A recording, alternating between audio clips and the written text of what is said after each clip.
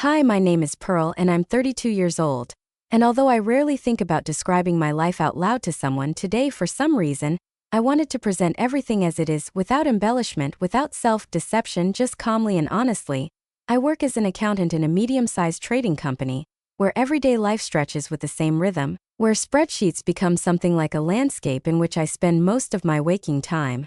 There's nothing remarkable about it, but at least it's enough to pay rent, utilities, and sometimes afford small pleasures like sushi delivery or a new book. And before we continue, write in the comments from which city you are watching this video. Enjoy watching. I live in a small but cozy rented apartment in the eastern part of the city, where the neighboring houses seem to have been tired of time for a long time.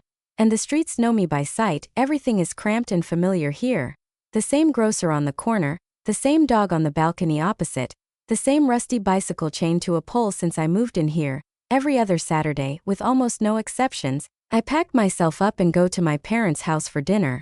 It has long ceased to be a spontaneous gesture of love or a warm tradition, but rather a habit like brushing teeth or paying bills. Not that unpleasant, but tedious in its inevitability. Half the time I dream of just staying at home, wrapping myself in a blanket, turning on Netflix and turning off the rest of the world, but my mother's voice sounds in my head. Family is sacred. That's what she says, always. And so this Saturday began like so many others like it. I pulled up to my parents' house, turning onto the gravel driveway at my usual speed, and immediately noticed the familiar dent on the hood of my sister Francesca's old Honda. She's 3 years older than me, she's 35, and she has 3 kids who never seem to get tired. Emma is already 12, she is beginning to form into a teenager with character and views. Bruno, who is 10, is always on the move like a wound-up mechanism. And the youngest, Sophie, recently celebrated her 8th birthday with a cake that she chose herself, with pink icing and plastic unicorns.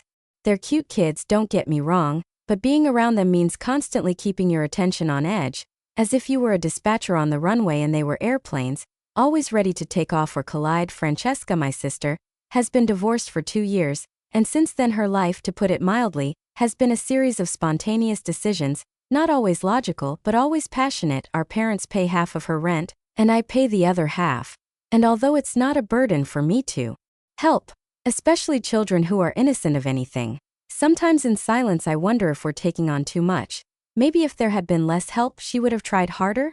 I knocked on the door, and as always the answer was a cocktail of sounds. The screams of children, the hum of the TV playing another sports match, and my mother's voice rising above it all, like a conductor trying to bring order to a disordered orchestra. The door swung open. "Pearl is here!"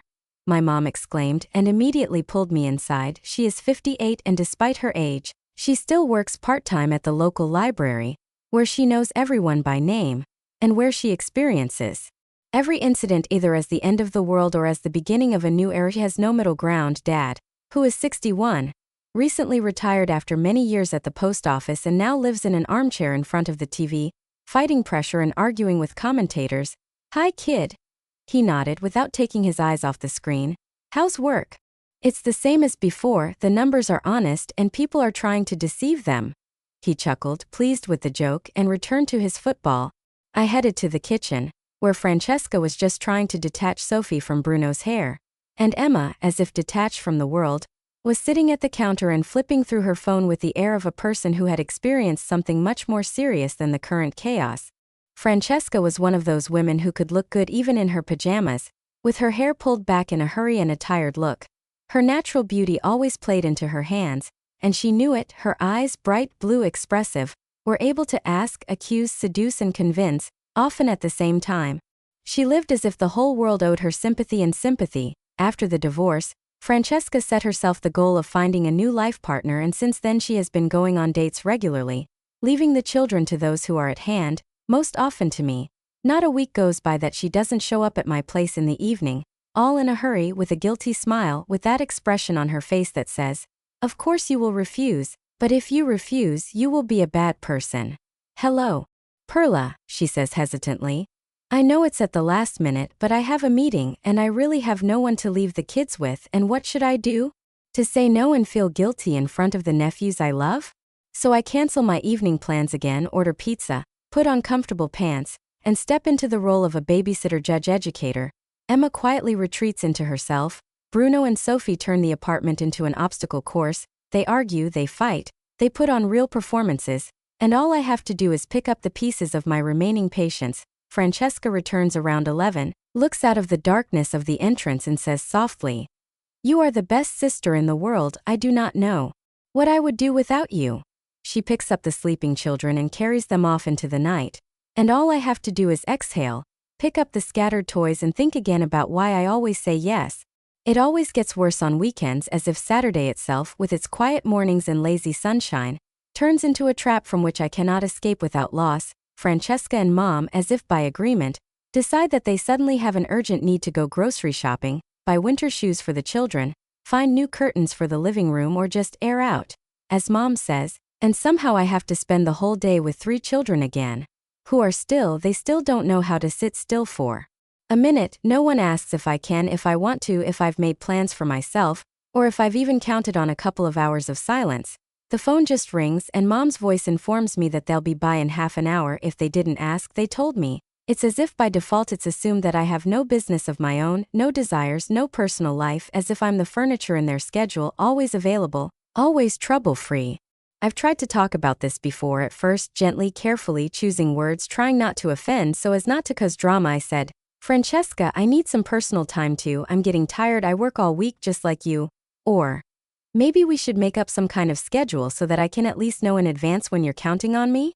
But every time I touched on this topic, an expression of resentment and impotence appeared on Francesca's face, and she began to speak softly, with a tremor in her voice, as if I had just hit her in the most painful place.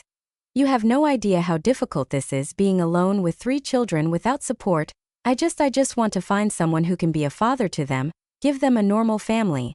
And then, as if on cue, the parents would step in, especially Mom, with that unbearably moralizing intonation that always sounded like a verdict.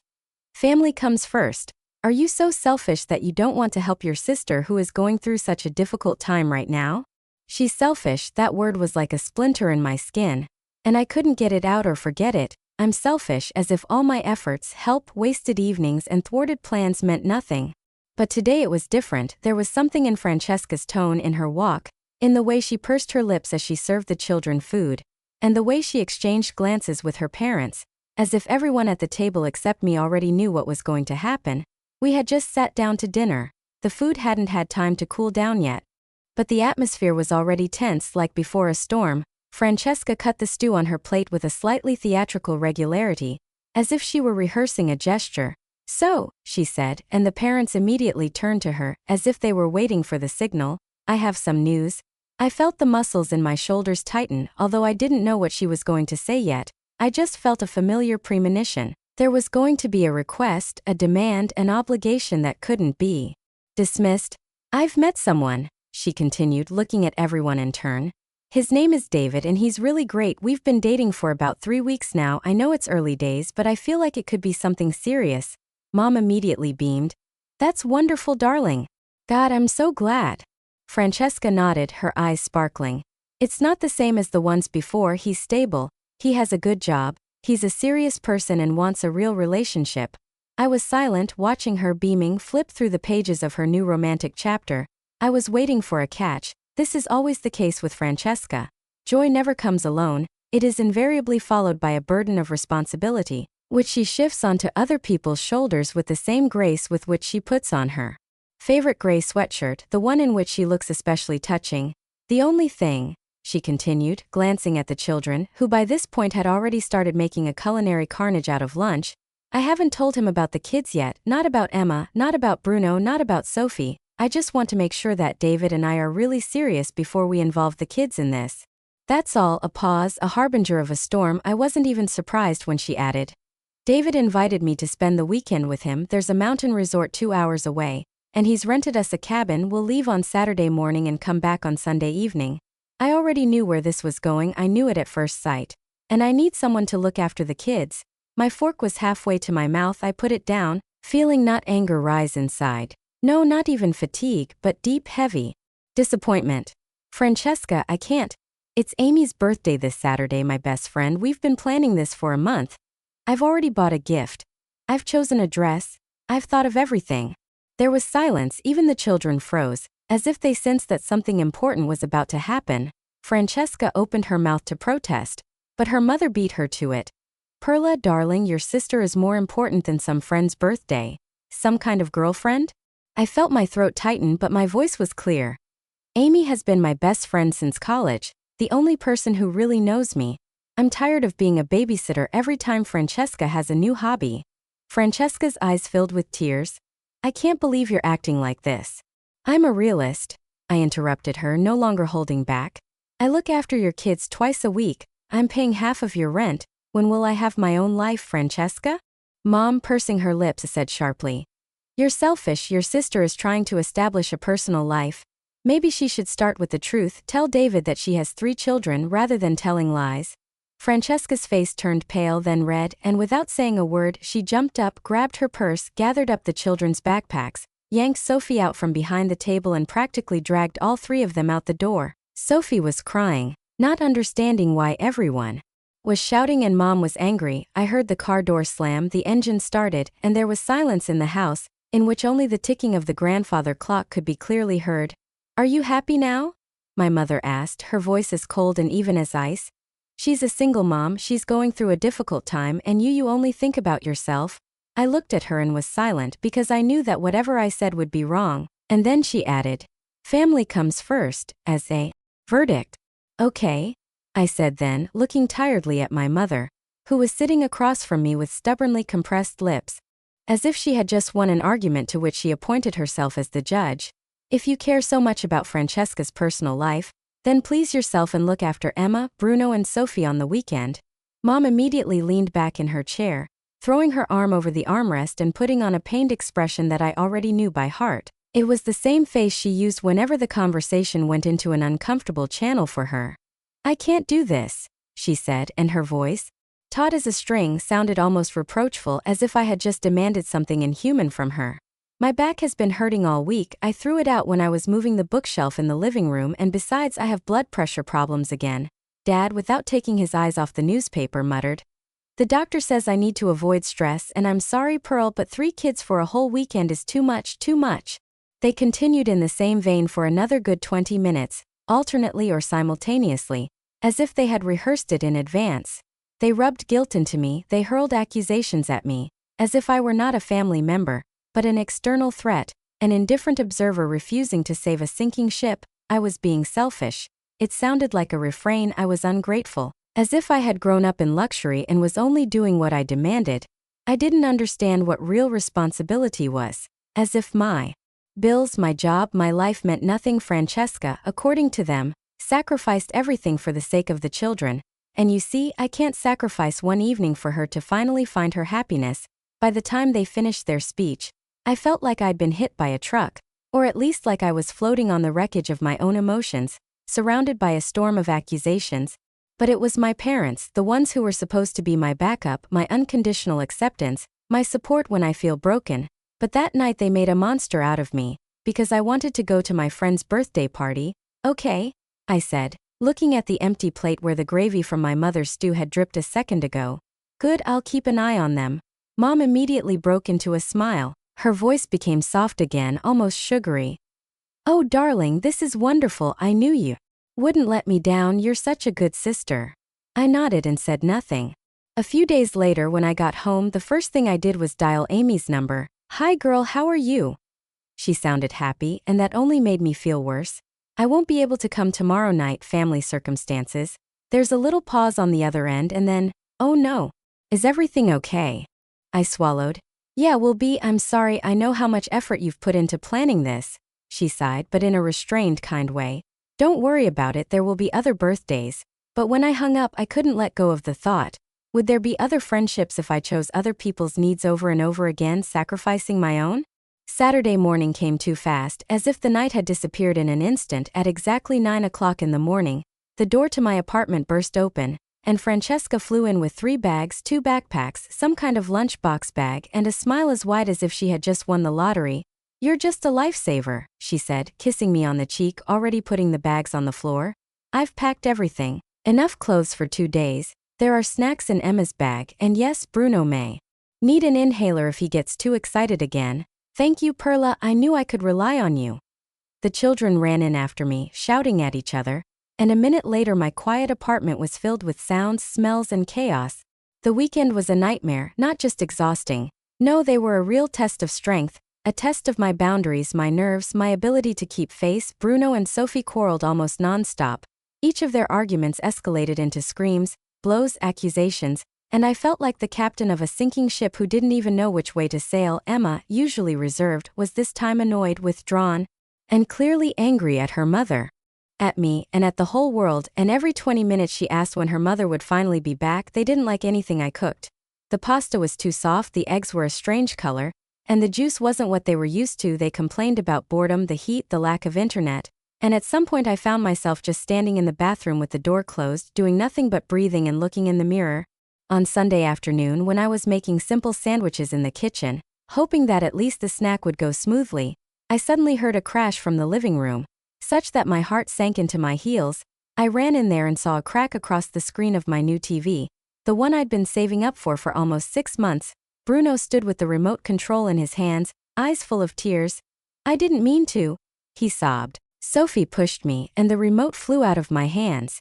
Sophie screamed back, hiding behind the pillows. I spent the rest of the day panicking, getting annoyed, trying to get through to the service center, and trying in vain to get the kids not to ruin the rest.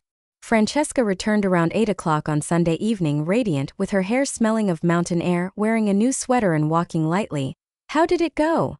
she asked, glancing at the children, who were already pulling on their jackets. I looked at her and felt something sharp shrink inside. "They broke my TV," I said. Francesca shrugged her shoulders. "Oh well, children are children. Okay guys, it's time to go home. Neither sorry, nor I'll help pay for the repairs."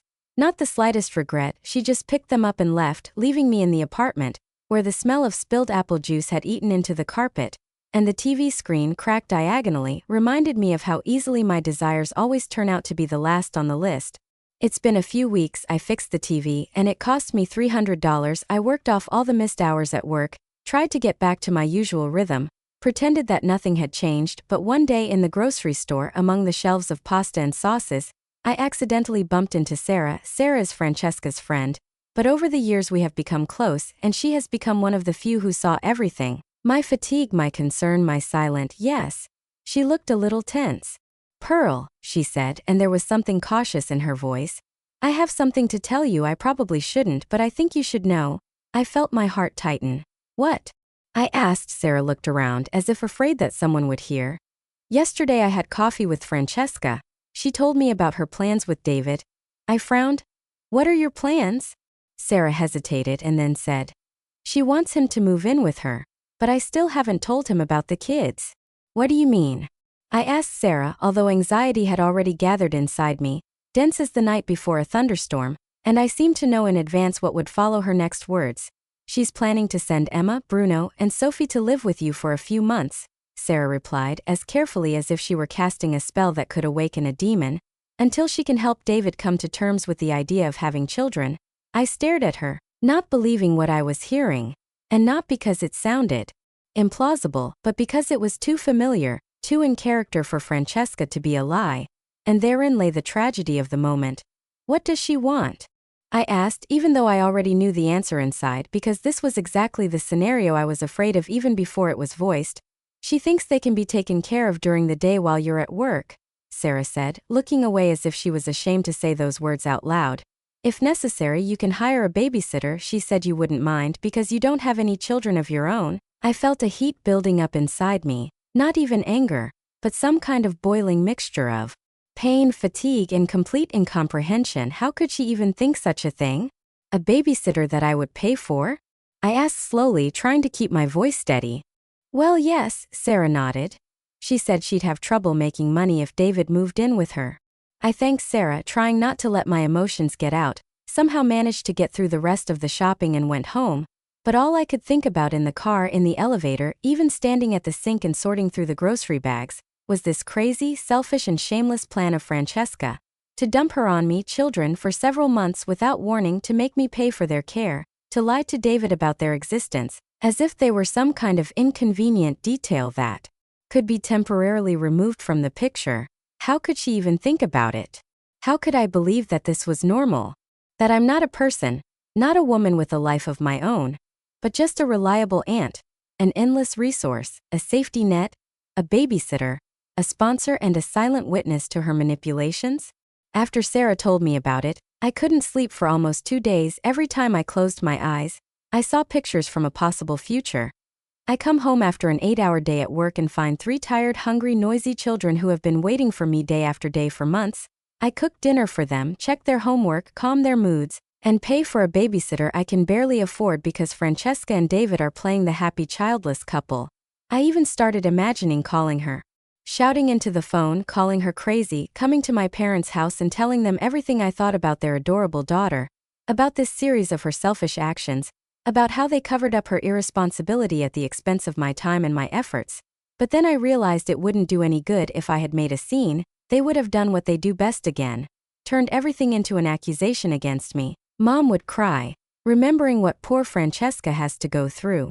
Dad would start lecturing on family loyalty. Francesca would cry, screaming that I ruined her chance at happiness, and in the end I would still end up with the kids as always. So I decided to do something else. This morning I called Mr. Martino, my landlord. He is an elderly man who owns 3 houses in different parts of the city, and in 2 years I have never given him a reason to complain. I always paid on time, did not make noise, did not complain, and he appreciated me as a tenant. Mr. Martino, this is Perla Bellini. I need to ask you about the early termination of the lease for family reasons as soon as possible, I said, and felt my heart quicken its rhythm. Well, Perla, he said after a short pause, you've been a great tenant. If you can leave by the end of next week, we'll consider everything settled anyway.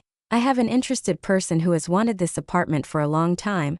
I hung up the phone feeling like I was breathing deeply again for the first time in a long time. I had exactly 2 weeks to find a new place to live and disappear from the access area before Francesca's plan began to be implemented. I started using my lunch breaks at work to look for a new apartment. I was looking for something on the other side of town, far enough away that Francesca couldn't just show up at my door out of habit with the kids, with bags, with the eternal expression, "You won't say no." Soon I found the perfect option, a studio apartment in a residential complex by the river, with windows facing west, where the sunset is reflected in the water in the evenings. It was even cheaper than my current place, and the landlord said I could move in a week. I took a few days off to pack my things, move in, and most importantly, not tell anyone anything. Neither my parents nor Francesca nor even Amy. No one knew. I just started moving the boxes quietly, 1 at a time, 2 at a time, without fuss, without drama. By Thursday, I had already completely moved in. I was sitting on the floor of my new apartment in an empty living room, among boxes of Chinese food and plastic packaging and disposable chopsticks, and for the first time in a long time I felt free. But, of course, the silence didn't last long. The phone rang in the evening when the sun was already touching the horizon, and the screen flashed. "Mom?" I put the phone to my ear. "Pearl dear," she said in a voice that had a kind of forced lightness, as if she was trying too hard to sound casual. "I wanted to invite you to dinner on Saturday. Your father makes his famous barbecue ribs." I froze because I knew this dinner wasn't just dinner, it was a script. It was a scene in which I had to play the role of a naive and obedient daughter, who would have to listen to a carefully prepared version of Francesca's plan. On Saturday afternoon, I went to my parents, knowing in advance and internally accepting that this dinner, with its carefully seasoned ribs and predictable dialogues, would most likely be my last family dinner for a long, long time and possibly forever, at least in the form in which it existed all the time these years. And although the realization of this was slightly tugging at my chest, I felt that I was ready for this, for the inevitable breakup, for transition, for liberation. When I arrived, the sun was lazily gliding across the roof of the house. Francesca's car was already parked in the usual driveway, a little crooked as always, as if she couldn't find a place in this world, and through the kitchen window I could see Emma, Bruno and Sophie running around the backyard, squealing with happiness, while Dad is concentrating on turning the ribs on the grill, as if everything in this life comes down to the right angle of the toasted crust. "Pearl!" my mom exclaimed when I entered the house and hugged me with a little more warmth than usual, as if she wanted to make amends in advance. The perfect time, we're almost ready to eat. We went out into the backyard where, under the shade of an old maple tree, there was a wooden picnic table covered with a red and white tablecloth, and everything looked so calm, so familiar, that for a second I almost believed it was just dinner, just a meeting, just Saturday. The children behaved surprisingly calmly, probably because they could run, fall, fight and laugh without restrictions, absorbing the summer with their whole skin, and even Emma, who had been increasingly withdrawn lately, was animatedly discussing some secrets with Sophie. We ate, drank lemonade, listened to the birds chirping, and only a few minutes after the start of the meal, when the air was filled with the smell of smoke and spices, Francesca finally spoke. "I have amazing news," she said. And I already knew exactly what was behind that phrase. Mom and Dad looked at each other, and it was clear from their faces that they had been aware for a long time, and now they were waiting for the main actress to begin her line. "David and I have decided to take our relationship to a new level," Francesca continued, looking at me. "He's going to move in with me for a few months, sort of a trial period before we talk about getting engaged."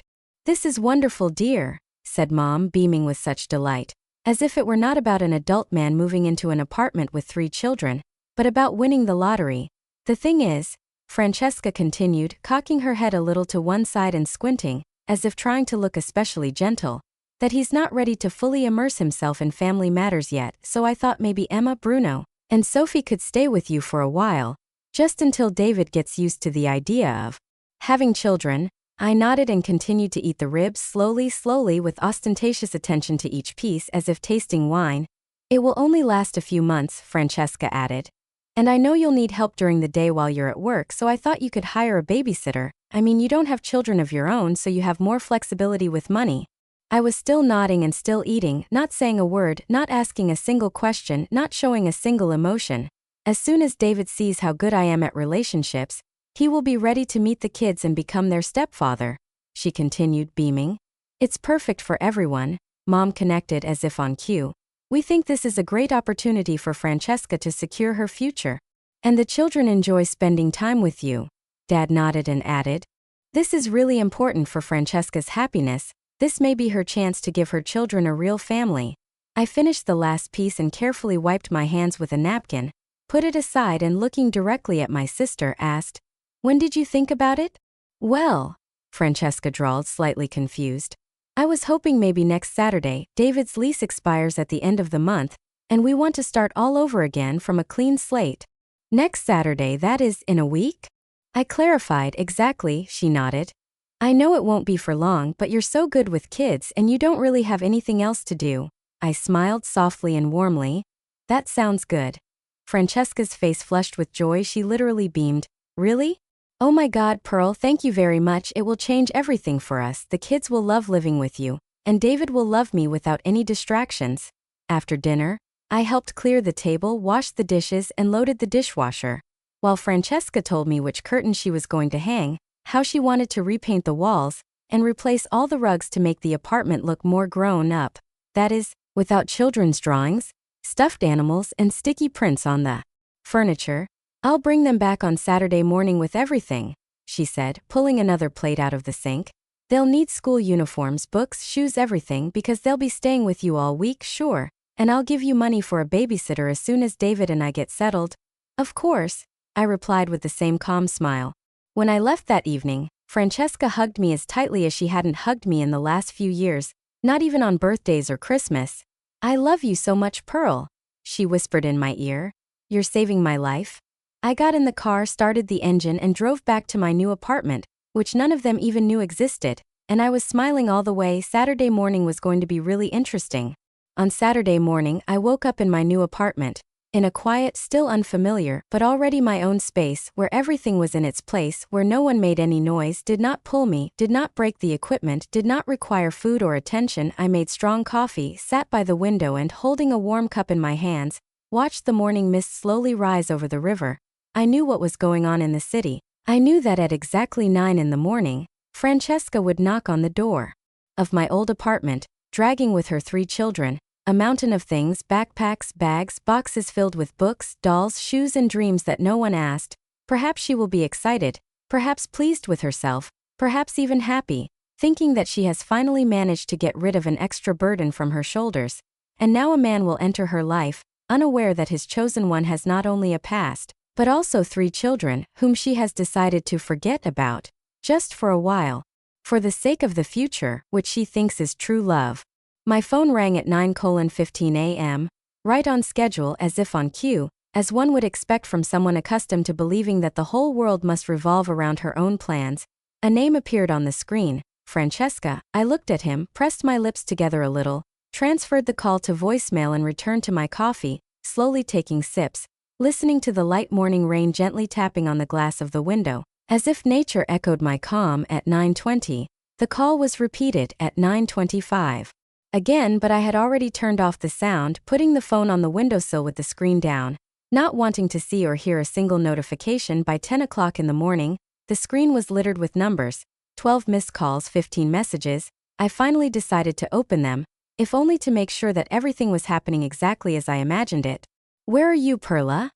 The first message began. "We're at your apartment but no one is answering. Why is there a phone number on the door? We called this number, and it turned out to be your landlord. He said you moved out. What's happening? It's not funny. David has to move in today." After that, Mom's name started appearing on the screen over and over again like an automatic replay, the voice inside of which, I was sure, was already preparing for reproaches, tears and drama. Dad, more restrained, wrote briefly but with emphasis. "Call us immediately. Your sister needs you." At 11:00, I received a new, especially long message from Francesca. "I don't understand what's going on. Your landlord says you moved out last week. Where are you? David will arrive this afternoon with his things. The children are scared and confused. Please call me back." I put my phone on silent mode, put it in a drawer and went for a walk along the river, enjoying every breath of cool air, every step along the damp path, every glance at the quiet water surface, in which there was no place for other people's demands. When I returned home an hour later, I was greeted by a flurry of new notifications, 23 missed calls, and the messages were getting more desperate, their tone getting louder even through the text. "Pearl, please, I'm begging you. I do not know what to do with the children. David just called. He's loading his truck right now. I need you to take Emma, Bruno, and Sophie right now. My whole future depends on it. You can't do this to me." I didn't answer. I put pasta water on, made lunch, sat down with a book I've wanted to read for a long time, and allowed myself to be where I want to be. In my space, in my choice. The phone vibrated, then over and over again, but I ignored it like ignoring an annoying salesman who knocks on the door with something you definitely didn't ask for. Around 4 o'clock in the afternoon, I received a short message from Francesca. "I hate," followed by another one. "You," and that, oddly enough, made me chuckle. At 6 o'clock in the evening, Beatrice called. My cousin, the same age as Francesca, but always much more balanced, calmer, and unlike most, she knew how to listen without putting in moralizing inserts. "Pearl, thank God you answered," she breathed, and it was clear from her voice that she had just talked to someone from our family. "I just talked to your mom. What happened?" I took a deep breath and told her everything. About the constant request to be a babysitter, about Francesca's plan to leave the children with me for months while she lies to David that they don't exist at all, about the disastrous weekend with a broken TV, about emotional blackmail and the eternal position of parents standing behind Francesca like a Chinese wall. Beatrice was silent for a long time, so long that I thought the connection was broken. "Jesus, Pearl," she finally said. "I had no idea it was that bad. No one knew. Everyone thought you were just going a little overboard. Because every time I tried to say a word I was called selfish and now I just disappeared. Have you moved?" "Yes, I have a new apartment on the other side of the city. They can't find me, and you know what?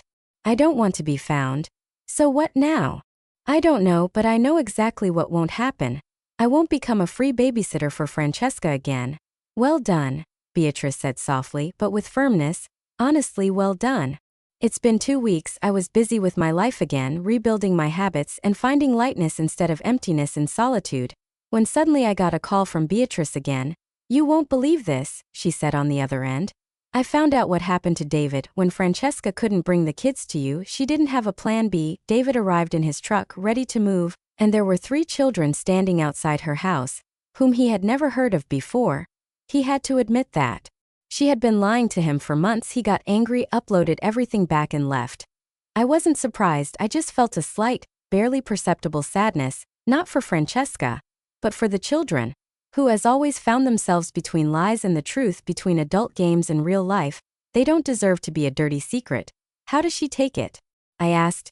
"Not very well. She calls everyone. He's trying to convince everyone to persuade you to come back. But honestly, Perla, it seems people are starting to see her for who she is. Even Uncle Mike asked Mom why you should raise her children if she's their mother." A few days later my mom called. I almost ignored the call, but something, I don't know what it was, maybe remnants of an old love, habit or just intuition, made me pick up the phone. "Pearl, Her voice was cold, sharp like the crunch of ice in a glass. "We need to talk." "Good, tell me." "You ruined your sister's life. David was the perfect companion for her. He loved her. He wanted to be with her, and now he's gone. It's because you refused to help your family." "Mom." I began, trying to speak calmly, although everything was boiling inside. Francesca ruined her relationship because she decided to lie about the most important thing. About her children. She was not protecting them. Not their safety, not their stability, but her future, which itself was built on lies. She was dishonest and expected me to become a part of this lie. That I would sit with her children, covering for her in front of a man who didn't even know that there was more to her life than dinners for two and stylized interior touches. "By your selfishness, you exclude yourself from this family," my mother replied, without raising her voice, but with such icy firmness that it became clear that there was nothing more frightening for her now than realizing that I had dared to step out of my assigned role. "You excluded me first," I said. "At the moment when you decided that my life, my needs, my feelings were not as important as Francesca's desire to arrange her own fate at the expense of others." Mom fell silent, and the pause between us was so heavy that it seemed to have the weight of a stone in a drowning man's pocket. "What do you want from us, Pearl? What is it?" she finally asked, and I felt my heart tighten. Not with pity but with fatigue. "I want you to understand. I'm not Francesca's backup parent. I'm not her free babysitter. I have my own life." "So you're never going to help with the kids again?" It sounded like a sentence. "I will never be taken for granted again," I replied. "Then we don't seem to have anything else to talk about." "Probably not." She hung up the phone, and at that moment there was no bitterness, anger, or guilt inside me. Only liberation, which finally came without noise and pathos. That evening, I received a message from Francesca, short and cruel. "You're dead to me. I'll never see you again. You ruined my life and I will never forgive you." I read it on the screen, and even that didn't hurt. It sounded as manipulative as anything I've heard her say in the last 2 years. And then I did what I'd been thinking about for weeks, what I'd been putting off because I was still holding on to the hope that one of them would ever come to his senses. I logged into my bank account and canceled the automatic payment for Francesca's rent. Half of her rent disappeared in an instant, and I took a screenshot just to get it all fixed. I sent it to her with a short message. "Since I'm dead to you, I guess you don't need my help with the rent anymore." Then I blocked her number. I blocked Mom's second number, Dad's number, and all possible communication channels so that for the first time in 2 years my weekends would become mine, so that I could belong to myself again. I could make plans without waking up in a panic from another call, without looking at my phone every 5 minutes waiting for a notification from Francesca with another request. I could leave work and walk down the street without thinking that today I would have to postpone everything again because my sister couldn't cope with her life. I could just live. And it was a new feeling, almost alien but incredibly pleasant. When Amy found out that I was finally free, she threw me a belated birthday party to make up for the evening I spent with my nephews and a broken TV. We were sitting in a small cafe, eating chocolate cake, laughing, remembering university nonsense, and suddenly she said, "It's like you're a different person, Pearl, happier." I nodded and didn't deny it. "I feel different. It's like I can breathe again." It's been 3 months since I disappeared from my family's life, and I'm not sure when we'll talk again. Or if we'll talk at all. Sometimes, yes, I miss you. Part of me misses the children, especially their sincere laughter. The way Sophie always hid behind my legs when she was scared. The way Bruno brought me his drawings, and Emma, an adult beyond her age, silently sat next to me just to be there. But I don't miss the guilt that squeezes my chest like a hoop. I don't miss the way I was treated as something secondary, as if my time, my money, and my right to life were something that could be taken without asking. Sometimes Beatrice keeps me informed. She says that Francesca was forced to move to a cheaper apartment. Without my financial support, she couldn't afford the rent. She says that now she is dating someone again. But this time from the first date she openly says that she has children and she wants them to be accepted. Now that I'm gone, when I'm really gone, Mom and Dad have started helping her with the kids more. Apparently they had to make a choice when their usual resource disappeared. Maybe someday everything will change. Maybe Francesca will apologize one day. Maybe parents will understand that loving a family does not mean complete self-sacrifice, or maybe not. But until then, I'm learning to put myself first, and to be honest, it's a surprisingly pleasant feeling. Write a comment on what you think about this story, and don't forget to subscribe to the channel and like it. See you soon.